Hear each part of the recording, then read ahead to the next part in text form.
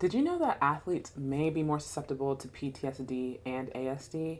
Yeah, we're going to dive into that research today. So let's jump into today's video. Hi guys, I'm Sydney Mary, and this is Retired College Athletes, a platform designed to inspire and inform current and former athletes through stories and advice from retired college athletes. And today we're diving into PTSD and how it affects athletes. There is some research that shows that it may affect athletes more than the general population, and we're going to be looking at a review from the British Journal of Sports Medicine. The review that we're looking at today is PTSD and other traumatic mental disorders that affect elite athletes. I'll link that in the description box below for you to go and look at it. But it showed that the general population deals with PTSD at a rate of 8.7%, whereas athletes, or specifically elite athletes that were in their cohort, dealt with it at a rate of 13%. Now, before we go on, I want to quickly point out that this was just their cohort, and that was a mix of elite athletes from Olympians to professional athletes and then college students, but it was just that group of people. So in order to make sure this would apply to all athletes, we'd need to see more research being done. But with that said, this is a great place to start, and I feel like their data is really good to just review. Okay, so if you had to guess, what do you think causes the most amount of PTSD, which is post-traumatic stress disorder, or ASD, acute stress disorder, in athletes? Do you think it's the transition into college sports or sports in general, where it can be a little hard to kind of get your bearings, or the transition out where you just kind of don't know what's happening and you're kind of figuring out your identity for the first time outside of your sport? What about just managing classes and athletics? That can be kind of hard. But actually, it's none of those things. It's injury. That's what causes the most amount of PTSD and ASD in athletes. So the reason for this is that they found that PTSD really stems from any life event that is seen as disrupting.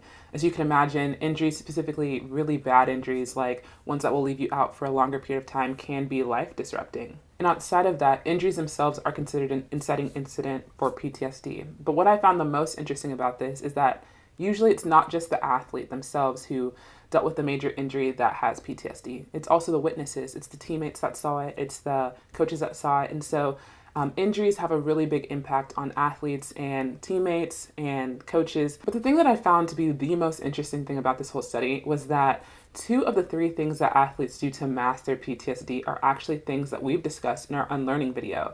In that video, I have that link in the cards above and the description box below. We talk about things that athletes have to unlearn as they exit their sport because it doesn't translate well into the real world.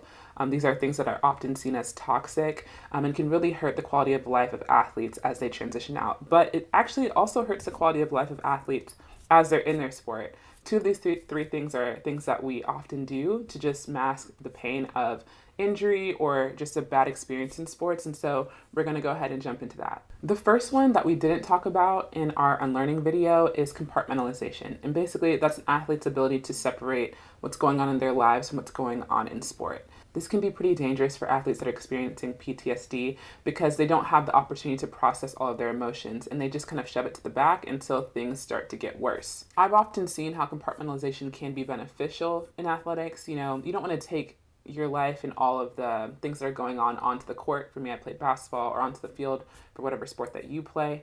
But often what I see is that athletes will take all of their emotions and they'll put it on the shelf for practice. And then they'll go do practice, and then they'll come back and they won't actually take those things off the shelf and examine them, work through those emotions and those feelings. And so if an athlete is compartmentalizing and not taking the opportunity to go back to those emotions and feelings, specifically around injury, it can be detrimental. Because, for example, if you have an ACL injury, you're out for about 6 to 9 months, maybe even more. And let's say you continue to put those feelings on a shelf day after day after day. At the end of it, you have 9 months of feelings that you have not addressed. How detrimental can that be for your mental health?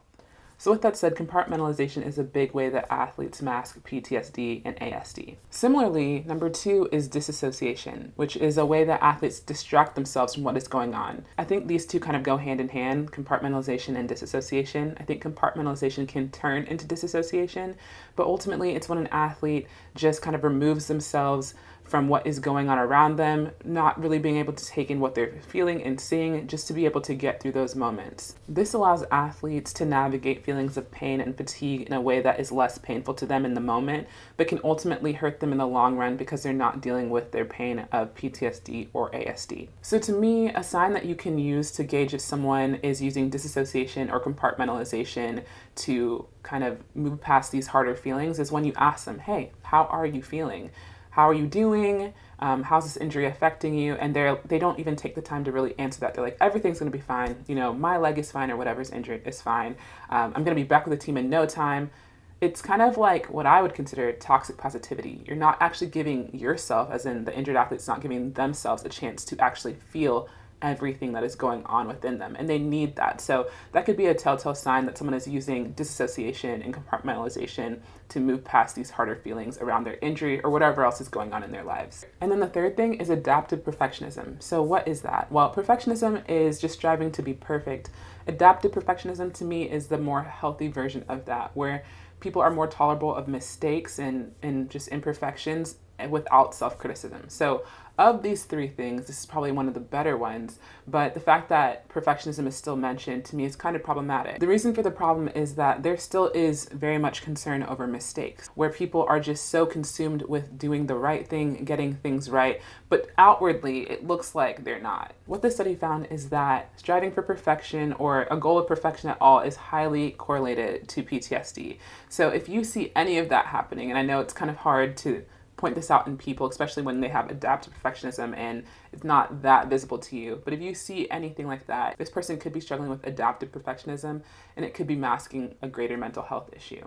With that said, I really enjoyed reviewing this study. I've always thought that athlete PTSD was a real thing, but never had any data behind it, and this review really provided that data. Again, it'll be linked in the description box below, and I highly recommend that you go and do your own research on this. I love bringing research to you guys, but I think it's important to know that I am not a professional, and so you should definitely go and look into things for yourself. I hope you guys enjoyed this video. I hope you learned a lot from it, and if you did, please consider hitting the subscribe button, the bell notification, and the like button if you liked this video. I put out content similar to this every week, every Thursday, so please consider joining our community by hitting the subscribe button, and I'll see you guys next week.